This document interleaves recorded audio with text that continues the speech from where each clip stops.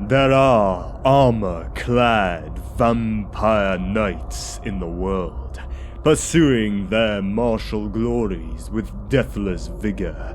Most famous are the Blood Dragons, but not all the deadly horsemen of the old world were trained within Blood Keep.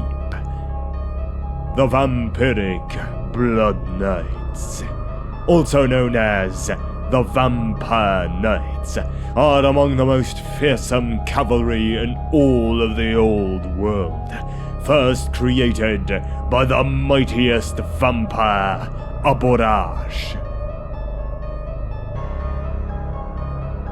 In Britonia, there is a breed of vampire that shares many of the characteristics of the aristocratic breed, though by no means are they contained by the borders of that foolish land. They are warriors, dedicated to perfecting their craft and exulting in the power vampirism affords. Single-minded in their intensity, they are bold, arrogant, and thoroughly vicious. From Maximilian Sommers, a knight of the Empire. Their training and discipline in life is enhanced by the unnatural speed and strength of the vampiric curse. Blood Knights are nigh indestructible, riding with fangs bared through storms of arrow and shot. Such is their honor that they can refuse no martial challenge, and will fight at the forefront of an undead army without question.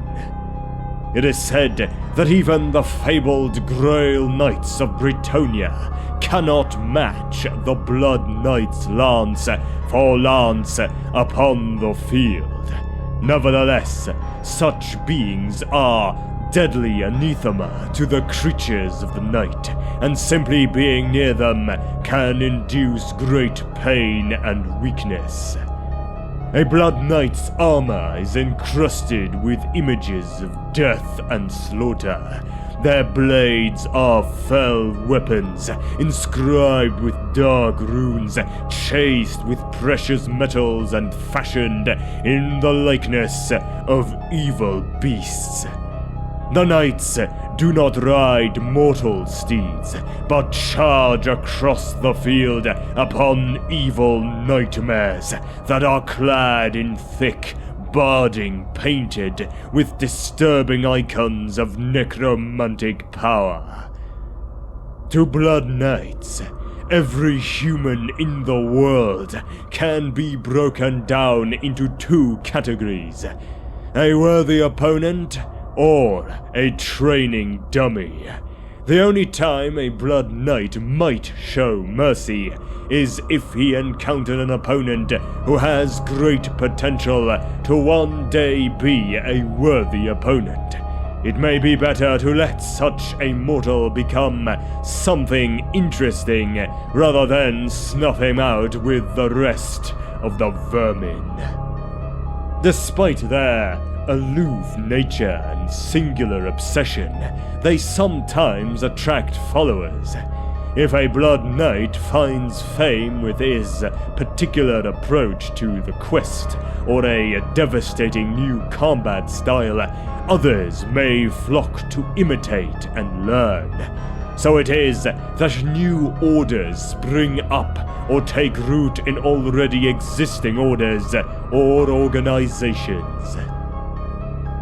The infamous Red Duke of Akita was such a creature, beginning as a lone knight, but ending up with an entire army at his command, both mortal and immortal, as word of his martial skills spread across Britonia.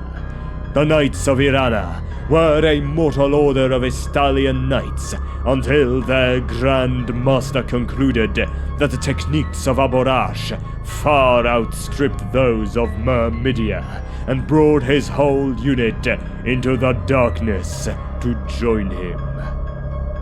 And there are many more such groups, small and large. The rest are lone hunters, renegades, and vagabond knights who roam the old world alone and unaided.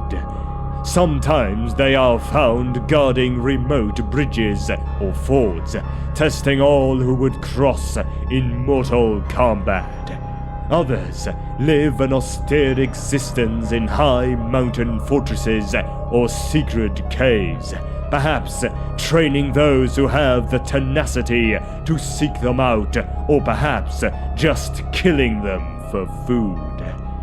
Alternatively, they may hide amongst humans, mixing with the noble classes, or slipping amongst the ranks of knightly or monastic orders. A Blood Knight will be anyone, as long as it allows him to practice his swordplay and feed when needed. It is not uncommon to find a Blood Knight brotherhood housed within the stronghold of a vampire lord.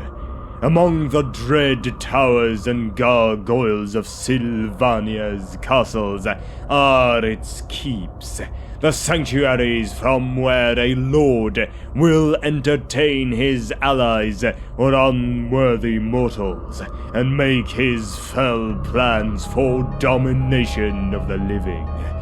The midnight aristocracy are of noble stock, and so enjoy doing what nobles tend to do: entertain and plot. And now, onto the most notable Blood Knight orders. The Blood Dragons, the most infamous order of Blood Knights, were easily the Order of the Blood Dragon. Centuries ago, the people of the Empire would have named the Knights of the Order of the Blood Dragon among the noblest of warriors defending their lands. Their great fortress, Blood Keep, guarded the passes to Brittonia, and was famed for the strength of its walls and the valor of its defenders. Then, the Drakenhove Templars. The original Drakenhove Templars were a genuine knightly order, founded long before Otto von Drac was usurped by Vlad von Carstein. They had the noble goal of driving the darkness out of Sylvania. Needless to say, they failed, and Conrad von Carstein himself tore the last Grand Master apart hundreds of years before the end times. There were several iterations of the Order, for Vlad and his heirs were ever imitators of human tradition, and the most recent incarnation of the Order was comprised of vampires considered unworthy to bear the von Carstein name. The Order was considered to be the greatest outside of the Blood Keep itself. The Knights of the Red Death. None were more bloodthirsty or more merciless than the Knights of the Red Death. These vampiric fiends were the butchers behind the massacre of Modruin and the slaughter of every living soul in the siege of the walled town of Ostwald. The vampire Gorgievich Krakvald rode at the fore of these knights, and their standard was emblazoned with a representation of Krakvald Castle. The Death Guard. The Blood Knights of the Sea are elite, armor-clad sentries to the dreaded seafaring creatures of the night. They act as elite infantry troops within the undead fleet of the vampire pirate Luthor Harkon. The Seneschals, each a fearsome dark champion in their own right. These knights were the ancient protectors of Duke Merovech of Mousillon, clad in archaic, serrated plate armor, and wielding powerful weapons of darkness. Their deeds were immortalized on murals across Musion. Many of these fearsome warriors were slain by the Grail Knight, Kalar of Garamond, along with their Dark Master. The Knights of the Black Grail, a mysterious group of Black Knights who replaced the Seneschals, acting as the personal knights of Malobod during the Bretonnian Civil War. They are not to be confused with the more infamous Black Grail Knights. And at last, the Knights of Irana. Originally a mortal order of Istalian knights dedicated to Myrmidia. This changed when their Grand Master concluded that the martial techniques of Aborash far outstripped those taught to the knights by the cult of Myrmidia. In search of this superiority, the Grand Master of the Knights of Irana brought his whole order willingly into the eternal darkness of undeath to join him in the search for true perfection. And at last, the most notable and legendary Blood Knights to have ever existed. First up, the Red Duke, also known as the Scourge of Aquitaine. He was a former Duke of Aquitaine, initially slain by King Louis the Righteous. He returned centuries later to defile his former dukedom. Then, Malobod, the bastard son of King Louis Leoncoeur and the self-appointed Duke of Musion. And, of course, Conrad von Carstein, the insane and bloody executioner of Vlad von Carstein, who later rose to lead Sylvania against the Empire. The Blood Knights are nigh indestructible, and their thirst for blood makes them ferocious and implacable.